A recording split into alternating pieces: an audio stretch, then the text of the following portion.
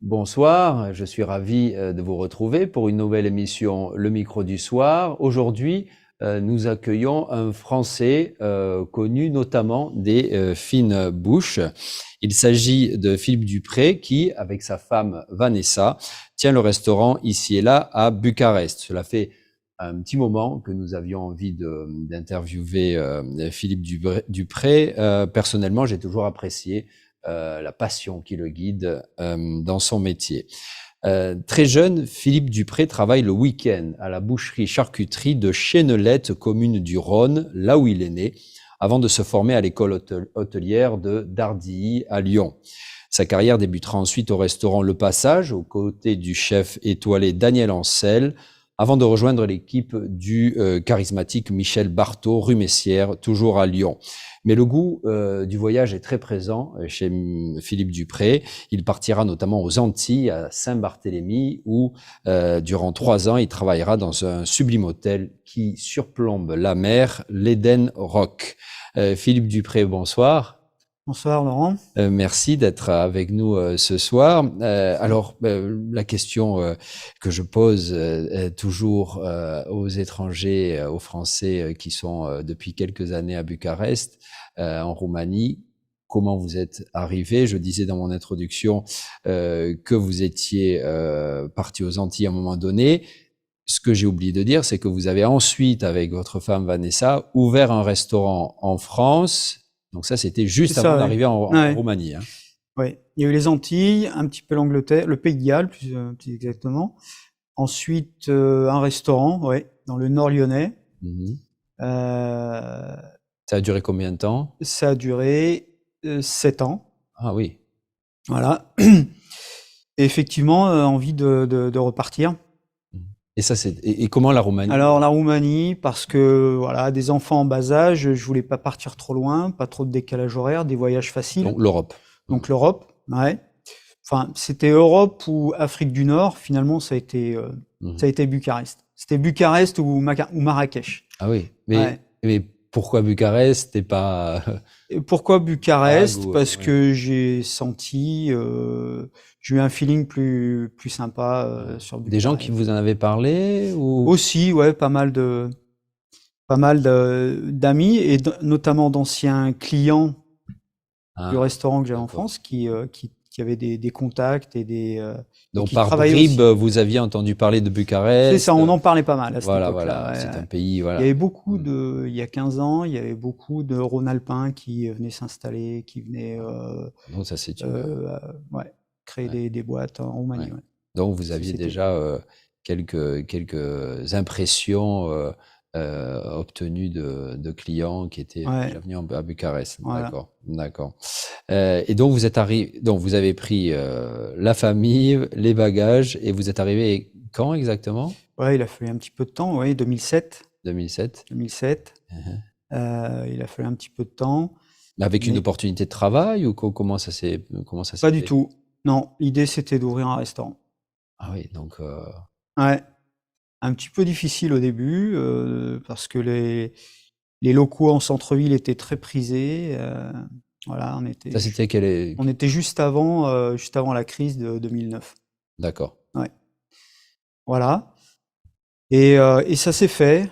Piazza Romana, donc là en plein centre-ville. Voilà, bien passé.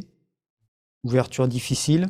Mhm. Non, mais je me rappelle de ce restaurant qui était très couru à l'époque, hein, qui a bien marché pendant un bon petit moment. Ouais, ouais, c'est vrai que en ces années-là, il y avait peu de restaurants, je dirais, de ce standing-là, Mhm. à Bucarest. Mhm. Mais toujours quand même avec, moi, ce que j'ai toujours apprécié chez vous, c'est que voilà, c'est de la bonne cuisine française avec un bon rapport qualité-prix. Hein. Toujours. Parce que, Ça, c'est ce qui ouais, prime. Pour moi, ouais, c'est parce que le. c'est pas évident. Enfin, personnellement, moi, mon expérience de restaurant français à l'étranger, souvent, ce sont des restaurants qui pêchent un peu par à des prix qui sont pas à la portée de n'importe quelle bourse parce que c'est un restaurant français, alors que les restaurants français peuvent être une brasserie et autres peuvent être tout à fait accessibles. Ouais. Oui, moi, c'est une chose à laquelle j'ai toujours fait très, très attention. Mmh. En fait, je me suis toujours mis à la place du client, quoi, voilà. Ouais, ouais. L'idée, c'est ça, c'est de se dire, si je suis client, est-ce que ce que j'ai dans mon assiette et correspond au prix? Est-ce que, voilà, c'est, Maintenant, avoir un restaurant, il y en a à Bucarest de haut standing français, c'est très bien aussi, hein. ouais, Mais c'est vrai que ouais, pour un restaurant, ce qui est bien chez vous, c'est que voilà, il y a un rapport qualité-prix qui est vraiment, vraiment bien. Et alors, après, donc, il y a eu l'expérience Piazza Romana, et puis après, il y a eu un changement, un déménagement. ouais, c'est ça, ouais. Mhm. Ça, c'était en quelle année? Alors, je pense que Piazza Romana, on est resté 7 ans. Mhm. Ouais, ouais. Ensuite, il y a eu une expérience à l'hôtel. 7 ans, 7 ans, c'est un petit peu la Ouais, période c'est toujours vrai. qui. Ouais, ça n'a pas été calculé pour autant. Mhm. Voilà, 2 ans dans un hôtel. Et voilà. Et ensuite, j'ai eu la chance de retrouver une belle maison. Tout à fait. Une belle maison Mhm. qui, en fait, qui est très adaptée à mon activité, je dirais. C'est-à-dire quand vous dites qu'elle est très adaptée à votre activité, Elle est adaptée au concept, voilà, à la c'est-à-dire clientèle. bah, la clientèle aussi, ouais, les gens s'y sentent bien, les gens s'y plaisent, aussi bien à l'intérieur qu'en terrasse. Mhm. Elle a été bien, bien faite, bien, bien rénovée, bien pensée. Et, euh, et Alors, puis voilà, une trentaine de places assises, une alors trentaine de avant d'oublier, couverts. on va dire où elle se trouve exactement, cette Ouais. maison. Domnitsa Ruxandra, on est dans le secteur 2. Euh, Pas loin de Minescu. exactement, Eminescu, Tunard, Mm. à quelques centaines de mètres de l'Institut français, par exemple. Mm. Voilà.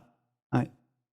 Et, euh, et puis une trentaine de couverts, de places assises, ce qui est suffisant pour moi, parce que voilà, avec la cuisine qu'on propose, on est, euh, on est bien. Mm. On est bien. Mm. Alors, avant de revenir sur votre activité, hein, parce qu'il y a l'activité de restaurant, et puis vous faites aussi, vous proposez d'autres choses. J'aimerais revenir sur euh, votre propre expérience en tant que cuisinier. S- l'ex- Parlons par exemple de l'expérience culinaire qui vous a marqué, ou des expériences culinaires dans votre vie qui ont fait que vous avez décidé de prendre tel ou tel chemin dans votre métier. Ouais.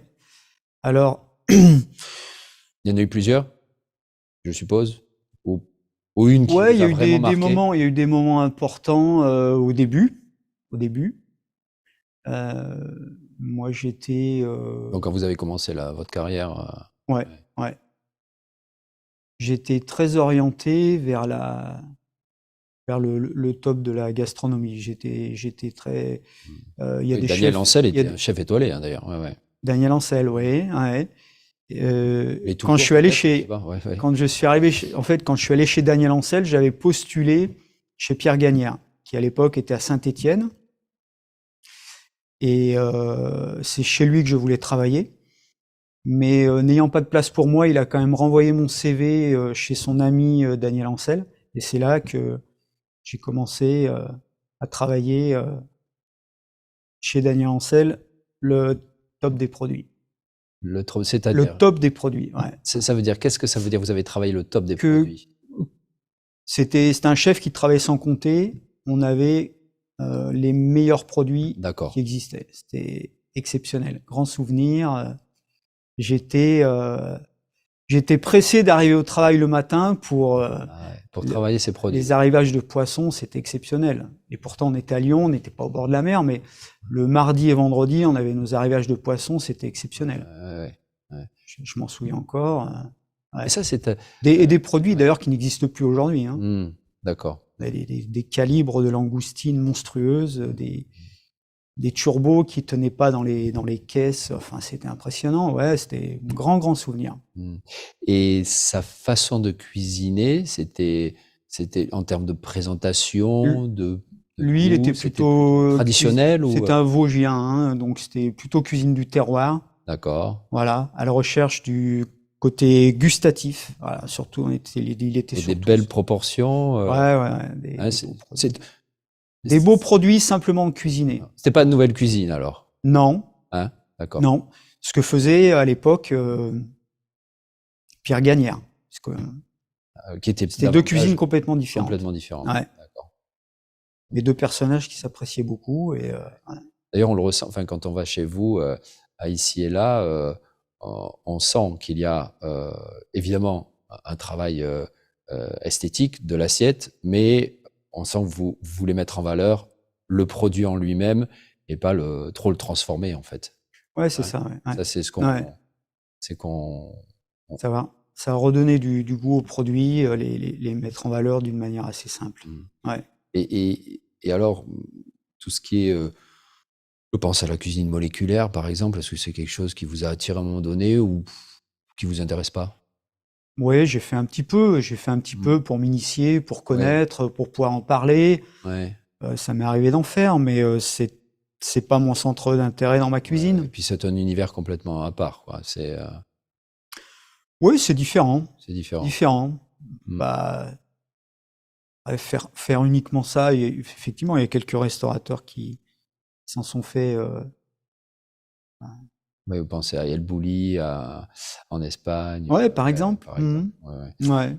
Et vous, en tant que client, je suppose que vous êtes obligé, entre guillemets, vous avez été obligé, mais dans le bon sens du terme, de faire de très bonnes tables pour comparer ce que vous faites avec d'autres chefs, et jusqu'à récemment, je suppose. C'est quelque chose qui fait partie de votre métier ou pas nécessairement?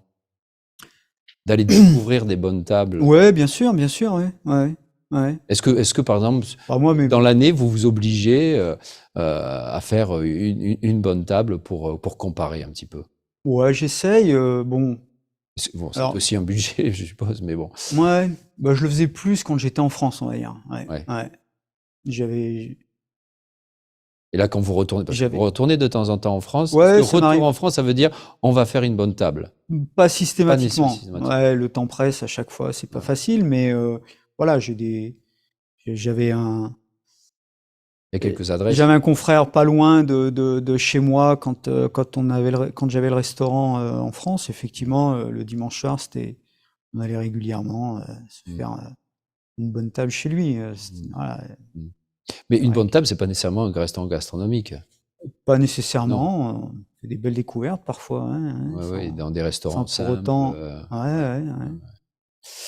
Avant de revenir encore une fois à ici et là, donc on sent chez vous que le choix des produits est très important, et quelque part c'est très tendance aujourd'hui, ce choix des produits.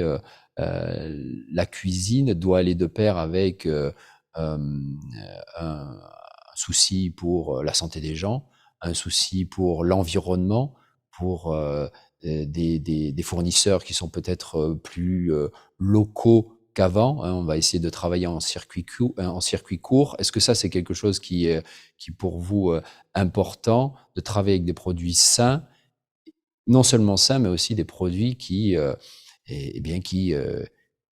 sont en accord avec la protection de l'environnement?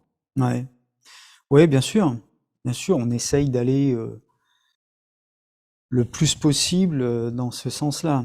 On voit bien que les gens aujourd'hui font attention à ce qu'ils mangent. Et moi, j'essaye d'avoir une cuisine le plus light possible. Voilà, c'est. Oui, c'est naturel. En fait, dès le départ, chez vous, vous voulez travailler avec des bons produits, bien cuisinés, mais sans trop les toucher. Et donc voilà. Naturellement, vous êtes depuis le début, vous êtes dans cette tendance-là, vous diriez. C'est ça, ouais. Donc c'est pas forcément. C'est presque exactement. C'est mon schéma depuis le début, en fait. Voilà.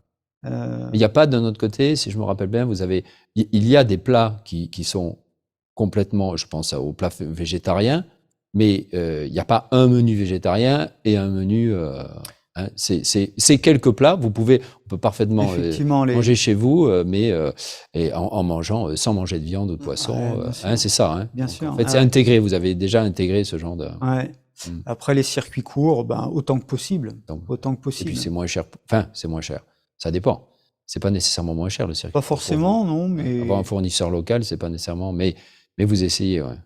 autant que possible. Ouais. Et ici, à Bucarest, Produits et là, locaux. on en vient justement à la question des, un petit peu là, en termes de logistique, qu'est-ce qui est facile, qu'est-ce qui est même plus facile ici qu'ailleurs, et notamment pour vos produits, quand vous fournissez, comment vous fournissez, quelles sont les choses qui sont difficiles, les obstacles que vous avez à surmonter encore.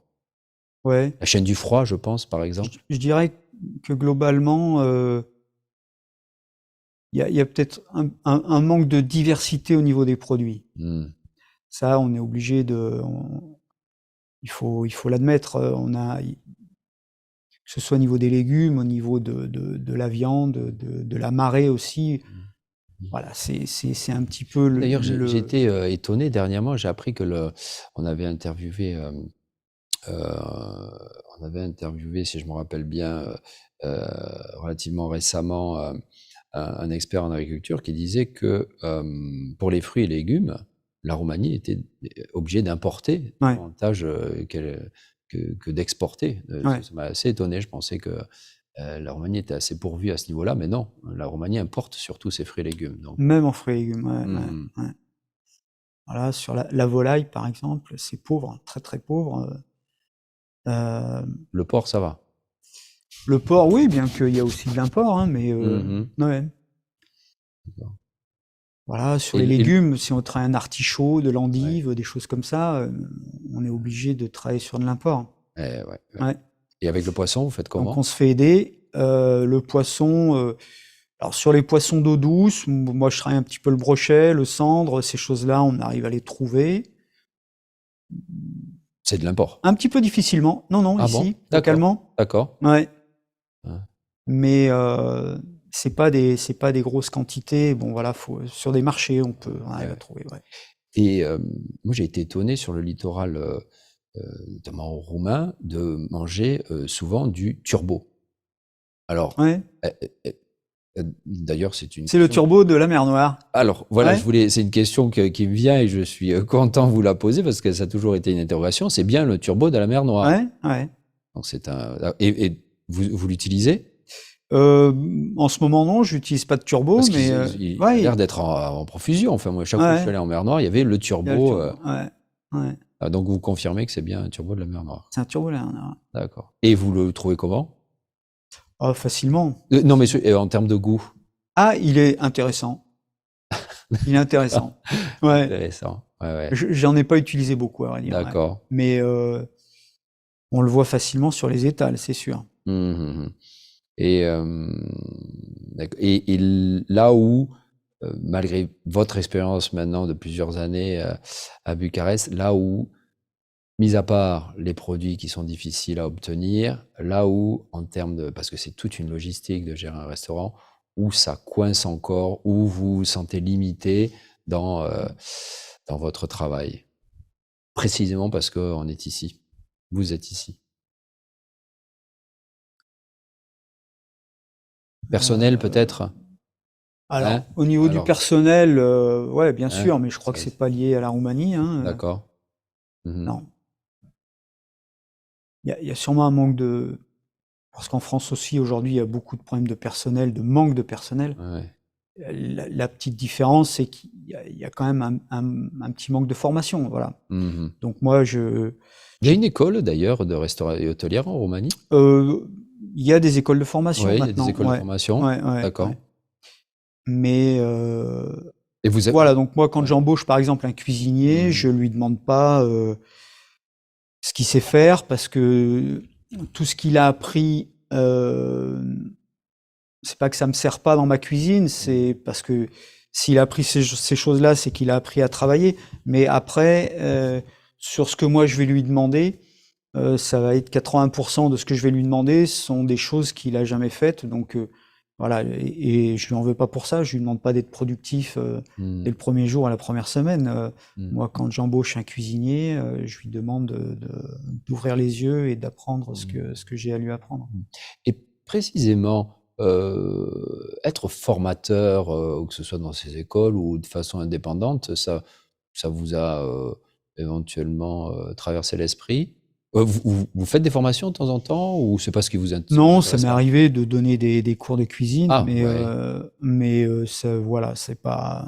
Parce que ça pourrait être un bon filon. Ouais, ouais, ouais, ouais. Je vois d'ailleurs, enfin, à la télé, ouais, enfin, le chef cuisinier star. D'ailleurs, quel regard vous avez sur ces, sur ces chefs cuisiniers qui sont, voilà, qui font la star Ah bah c'est très bien, à la c'est télé? très bien. Ils font. Mais vous, ça vous intéresse pas trop? Euh, Pas trop, pas trop. Je pense faut être un petit peu fait pour ça aussi, hein. Ouais, ouais, Pédagogie, c'est voilà. Je ouais. dis pas que je suis pas pédagogue, mais dans ma Mm. cuisine, en tout cas, je le suis. Mais voilà, c'est après ils mettent la cuisine en avant, ils donnent une belle image de la cuisine. Toutes ces émissions télé sont sympas.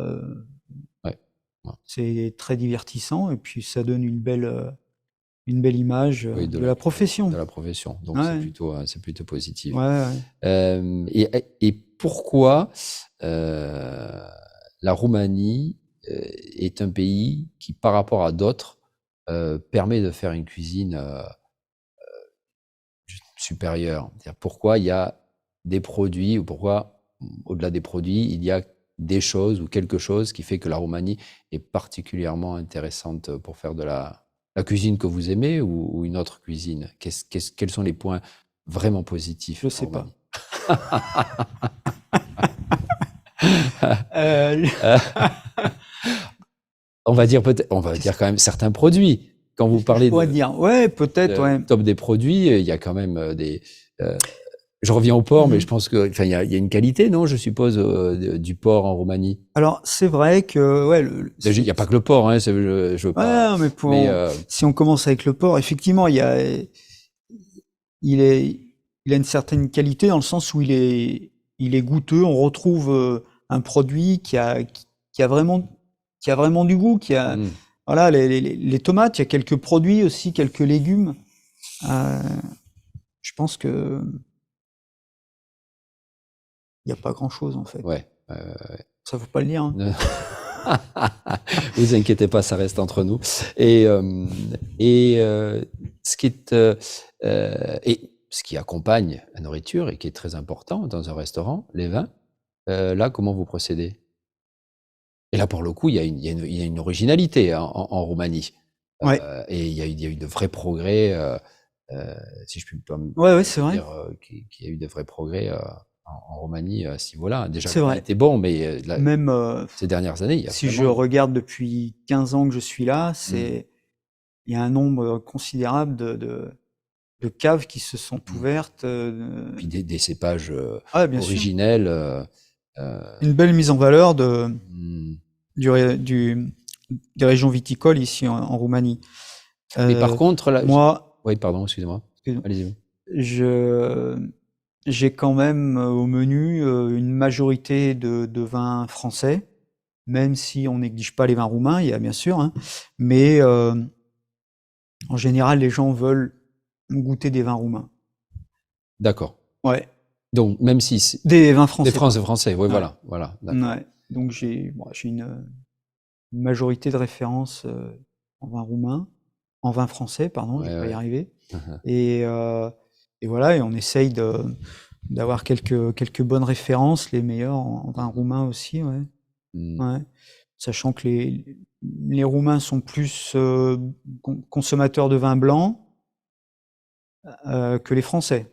Nous, les Français sont plus sur du vin rouge. Surtout par rapport à la cuisine que vous faites. Ouais, aussi, Hein. ouais. Et voilà. Et puis le rosé Et vous avez un qui va fournisseur crescendo.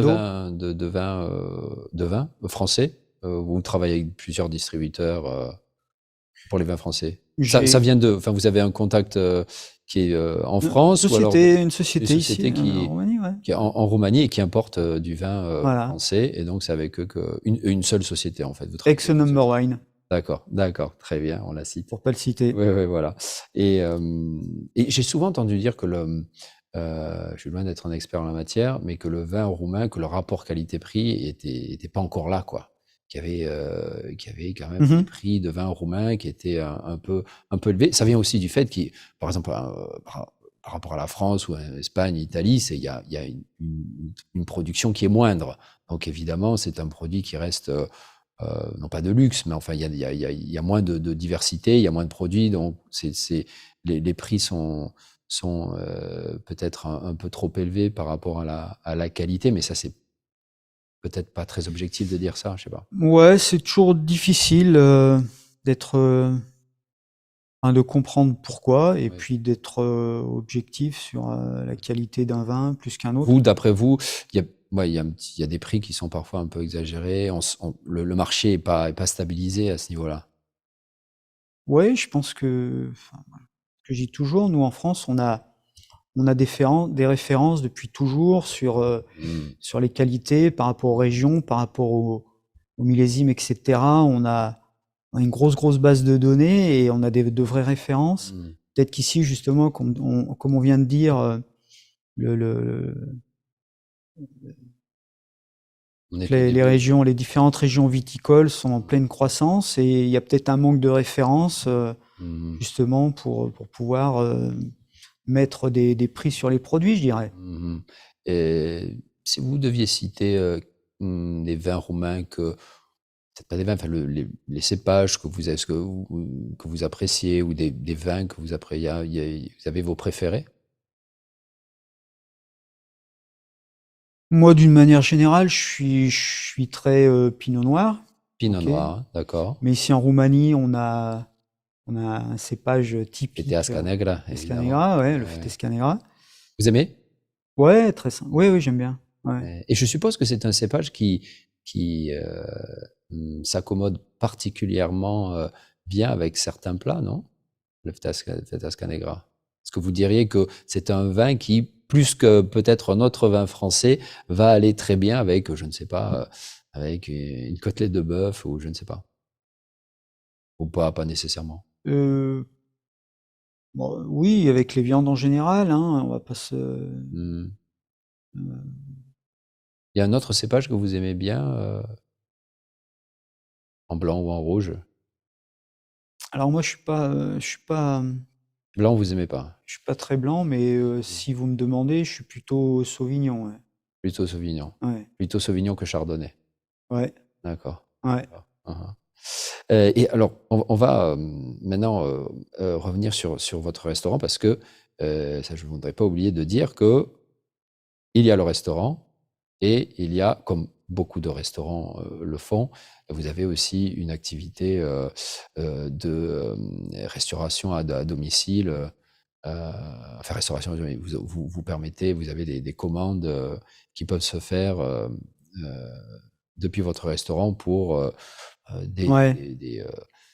des événements, pour des particuliers, etc. Donc ça, c'est une activité que vous avez commencé il y a déjà un petit moment, non? Ouais, depuis le début, pratiquement. Ah, depuis le début, hein. Ouais, depuis le début, bon, sous différentes formes, mais depuis le début, Ouais, et là, aujourd'hui, c'est quoi? C'est surtout envoi à domicile ou vous faites toujours des événements? Ouais, ouais, Toujours, hein? ouais. Ouais, donc sous forme de cocktail, de buffet, à domicile ou en entreprise. D'accord. Euh, Et vous préférez plutôt ça ou les commandes où il faut envoyer des plats à des particuliers, en termes de marge, qu'est-ce qui est le mieux? Après, bah, chez le particulier, vous voulez dire parler de la restauration à la carte? Ouais. Ça, on le fait moins. Ouais.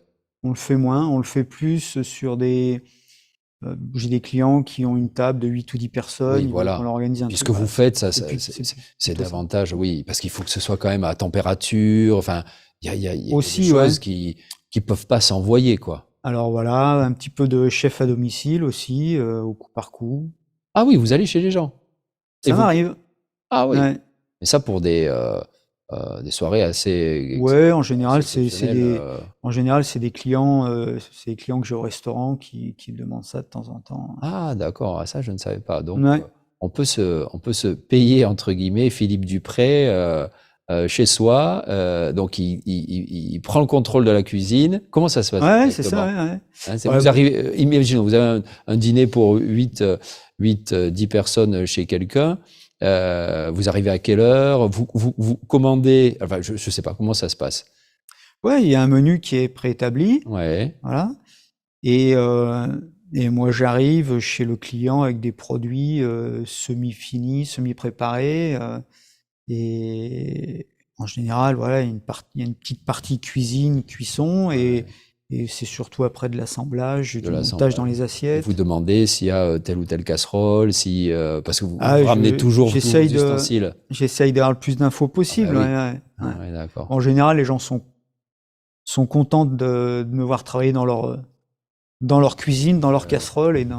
dans leurs assiettes. Voilà. D'accord, d'accord. Et vous restez pendant toute la durée du repas ou comment ça se passe? Ah bah oui, Ouais, hein? ouais, Dans toute la durée, jusqu'au dessert. jusqu'au dessert. Ouais, D'accord. ouais, Mais sans être à table. sans être à Ça, table. ça peut arriver peut-être. Pourquoi Quand ce sont pas? de très bons, quand ce sont de très bons clients, des clients amis, peut-être que Ouais, ça ouais. arrive. D'accord. Une dernière question, Philippe Dupré. Aujourd'hui, quels sont vos, si vous en avez, quels sont vos rêves, ce que vous aimeriez faire en plus? Monter un autre restaurant, développer certaines activités, où vous êtes bien comme ça et puis les choses tournent et puis envie de voyage de nouveau. Mais bon, je veux pas poser une question trop intime, mais Ouais, ouais. Non, disons que, voilà, toujours. Alors, il y a un truc qui est sympa en Roumanie, c'est l'optimisme. ouais, Je trouve que les gens sont d'une manière générale optimistes. d'accord. Ce qu'on retrouve pas forcément en France, Ouais, si je dois un petit peu comparer. Et donc, du coup, des rêves, c'est ben, des tas de petits projets en tête, toujours liés à la restauration, et de pouvoir les faire aboutir autant que mais possible. vous n'avez pas, voilà, vous n'avez pas un but maintenant de, voilà, J'ai rien de fixé. voilà. Puis quelque Voilà. part, vous êtes déjà, voilà, arrivé, vous avez ce que vous avez, je suppose, toujours voulu. Votre restaurant, c'est vous le patron, vous faites la cuisine que vous aimez, vous avez votre clientèle. Enfin, Alors, c'est ouais, ça prend. Je dirais que j'ai envie de dire que c'est une grande liberté que de pouvoir travailler pour soi, même si on en est un petit peu esclave. et- Donc il y a le côté liberté, oui. mais Elle a un coût. ça prend tellement de temps, Mhm. la restauration, que finalement on en devient un petit peu, voilà, ce que je disais, esclave. Mais c'est beau, c'est beau. Ce qui est très certainement un point positif aussi en Roumanie, c'est que ici et là, il n'y en a pas beaucoup. Ouais, Alors, il y a une concurrence, je suppose. Il y a notamment de jeunes cuisiniers roumains. Je ne vais pas citer le nom de restaurant, mais il y en a quelques-uns à Bucarest qui font même de la cuisine, on peut dire gastronomique à la roumaine, et qui sont très très bien. Donc, je suppose que pour vous, ça, c'est une nouvelle concurrence qui est arrivée. C'est plutôt positif. Comment vous voyez ça? ouais, c'est très positif. Mm. C'est très positif. S'il y a de la concurrence, on permet Oui, justement voilà. de se valoriser par rapport Voilà. à ces gens-là. Ouais. Mais vous restez singulier. Concurrence, Donc, il y je a de la suis pas. concurrence, puis vous restez que singulier quand même. Ouais, Ça, ouais. Ça, c'est bien. Ça, c'est bien. Ouais. Ouais, Voilà. ouais, c'est. Voilà, ma cuisine, il y a que moi qui l'a fait, c'est vrai. Ça, c'est à Bucarest. Quand les gens viennent chez moi, ils ont déjà les idées. Les Ils idées, savent ah, ce moi qu'ils j'ai vont envie, manger. Ils ouais, savent ce voilà. que. Voilà, Et ils vont pas il y a quand manger même ça pas mal. ailleurs. Ouais, Même si on essaye de changer, on a une ardoise qui change régulièrement. ouais. On a quand même un menu fixe. Parce que les gens savent que s'ils veulent manger le carpaccio de Saint-Jacques, je peux pas l'enlever de la carte, quoi. Ou voilà, enfin, il y a plusieurs produits quand même, les tartares, les choses comme ça. Hmm, Ça, on peut pas. Et c'est bien, c'est bien. très bien. Philippe Dupré, merci d'avoir été avec nous ce soir et je suis ravi d'avoir, une fois n'est pas coutume, fait la promotion de votre endroit parce qu'il le mérite et on y mange très bien. Donc voilà, donc chers auditeurs, auditrices, Merci Laurent. je vous conseille ici et là à Bucarest. Cet entretien, vous pouvez le revoir dès demain sur la page Facebook de RFI et la semaine prochaine sur rfi.ro. Week-end placoute. Au revoir.